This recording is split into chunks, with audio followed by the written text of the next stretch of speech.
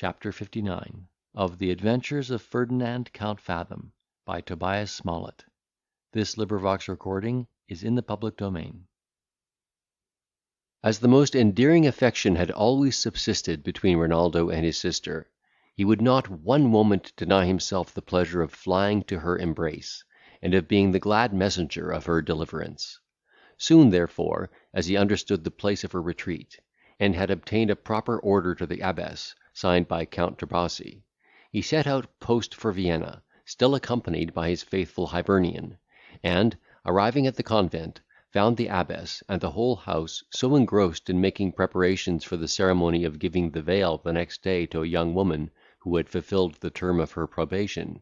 that he could not possibly see his sister with that leisure and satisfaction which he had flattered himself with enjoying at this meeting; and therefore he was fain to bridle his impatience for 2 days, and keep his credentials until the hurry should be over, that Mademoiselle might have no intimation of her good fortune, except from his own mouth.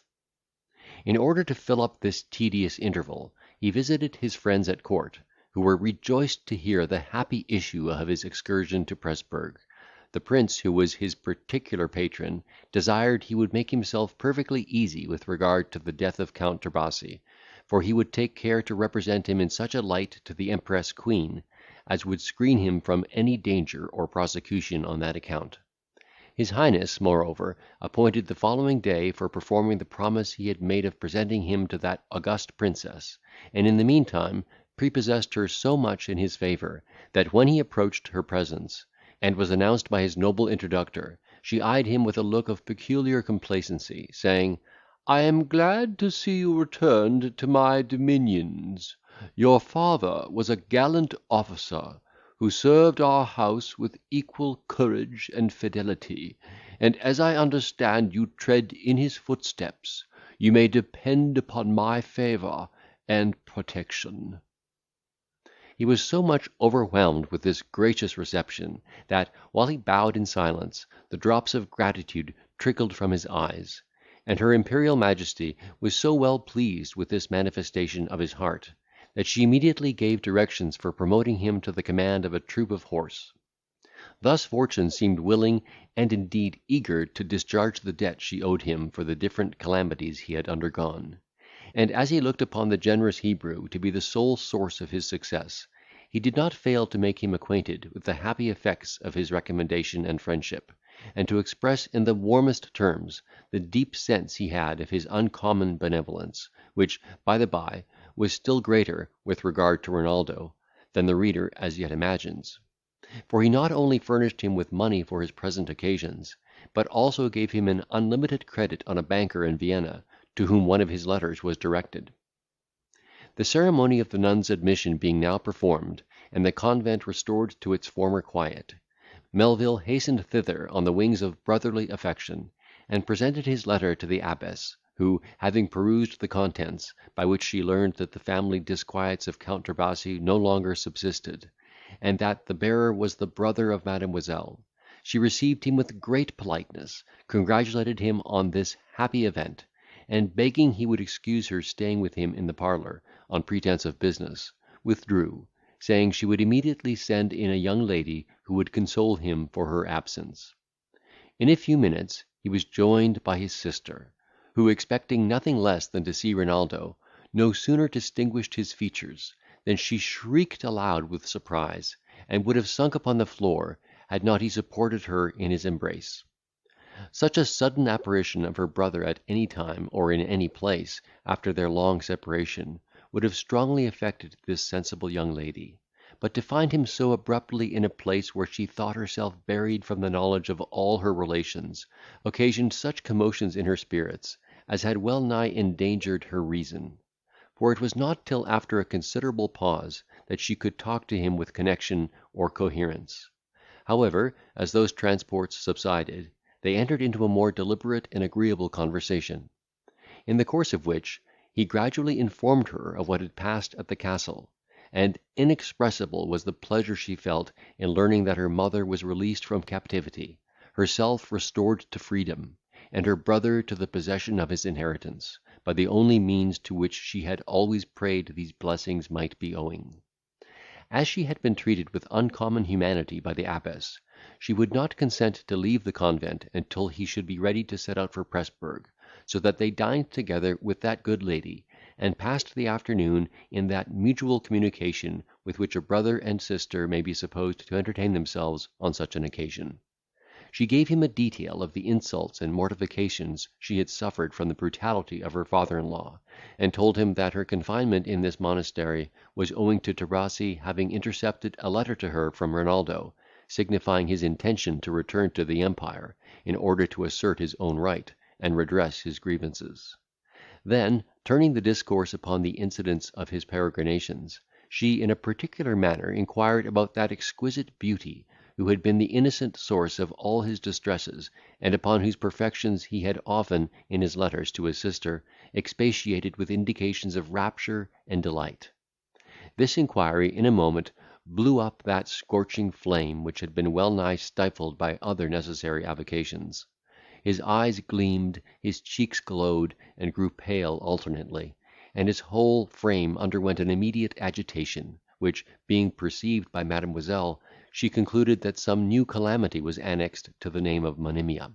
and, dreading to rip up a wound which she saw was so ineffectually closed, she for the present suppressed her curiosity and concern, and industriously endeavoured to introduce some less affecting subject of conversation. He saw her aim, approved of her discretion, and, joining her endeavours, expressed his surprise at her having omitted to signify the least remembrance of her old favourite Fathom, whom he had left in England. He had no sooner pronounced this name, than she suffered some confusion in her turn; from which, however, recollecting herself, "Brother," said she, "you must endeavour to forget that wretch, who is altogether unworthy of retaining the smallest share of your regard."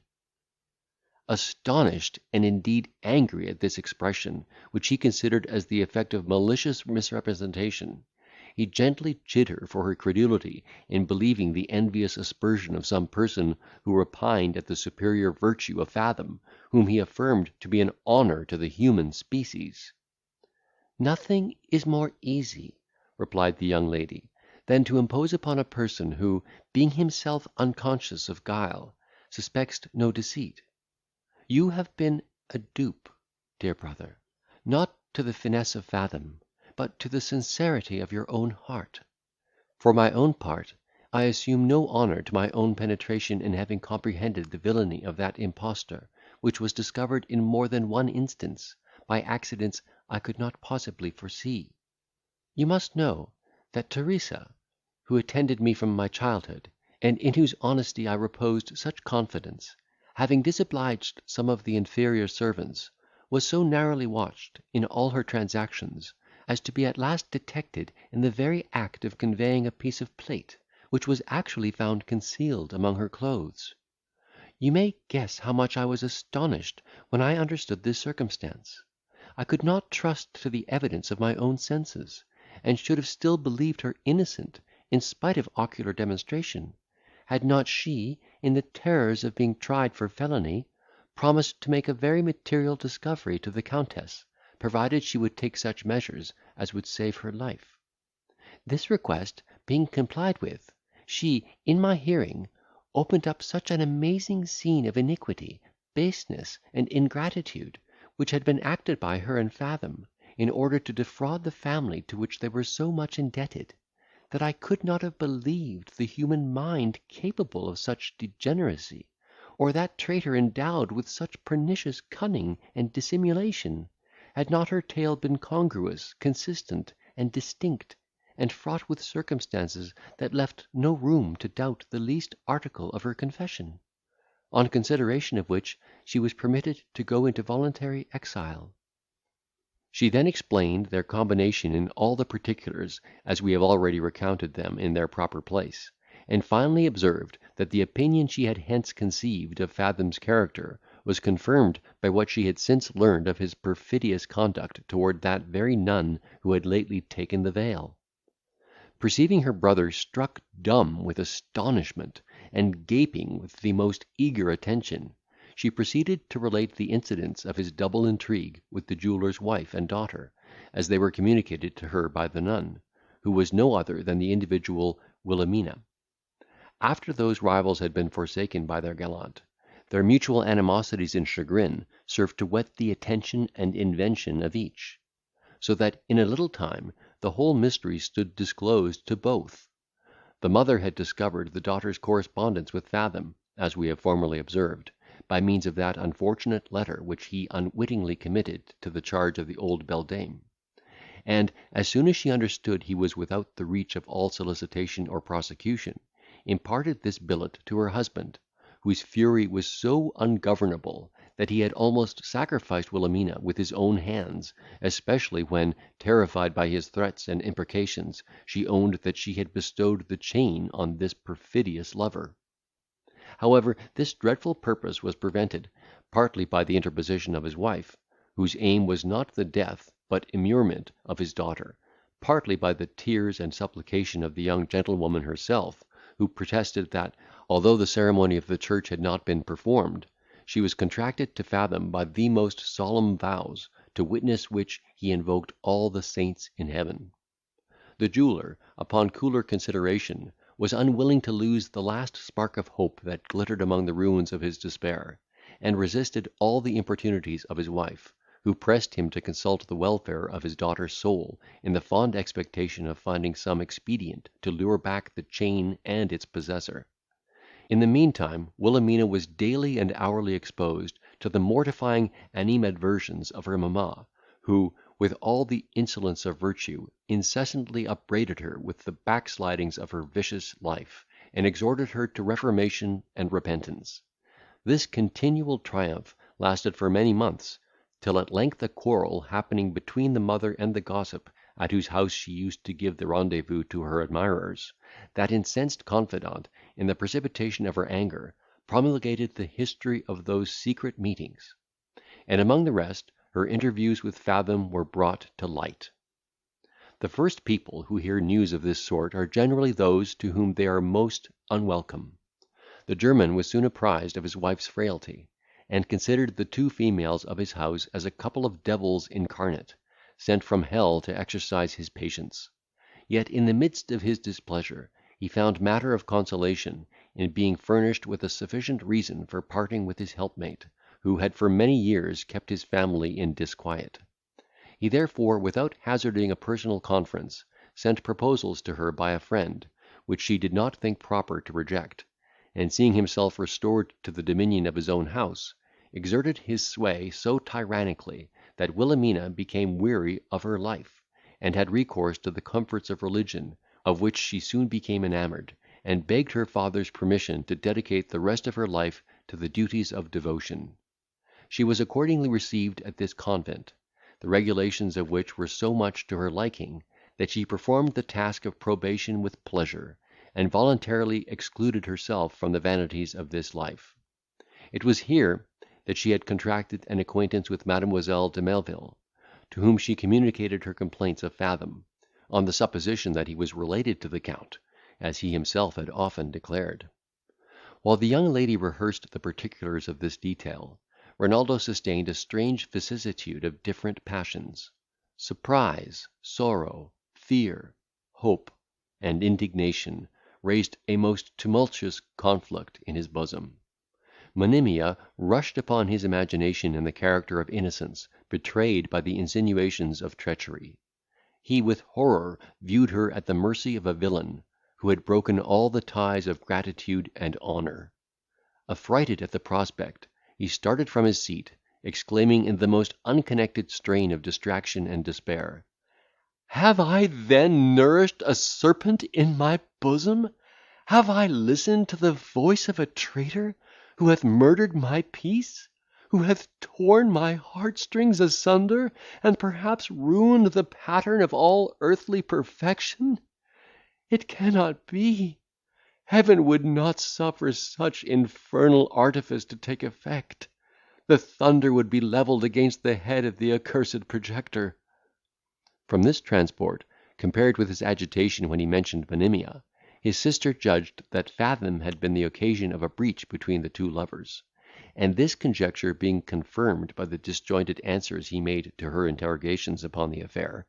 she endeavoured to calm his apprehensions by representing that he would soon have an opportunity of returning to England, where the misunderstanding might be easily cleared up, and that, in the meantime, he had nothing to fear on account of the person of his mistress, in a country where individuals were so well protected by the laws and constitution of the realm. At length he suffered himself to be flattered with the fond hope of seeing Monimia's character triumph in the inquiry, of retrieving that lost jewel, and of renewing that ravishing intercourse and exalted expectation which had been so cruelly cut off. He now wished to find Fathom as black as he had been exhibited, that Monimia's apostasy might be numbered among the misrepresentations of his treachery and fraud. His love, which was alike generous and ardent, espoused the cause, and he no longer doubted her constancy and virtue.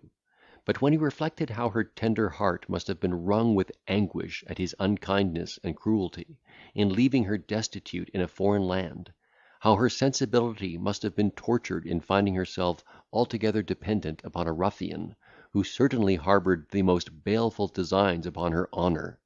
how her life must be endangered both by his barbarity and her own despair, I say, when he reflected on these circumstances, he shuddered with horror and dismay; and that very night despatched a letter to his friend the Jew, entreating him in the most pressing manner to employ all his intelligence in learning the situation of the fair orphan, that she might be protected from the villainy of Fathom, until his return to England. Chapter 59.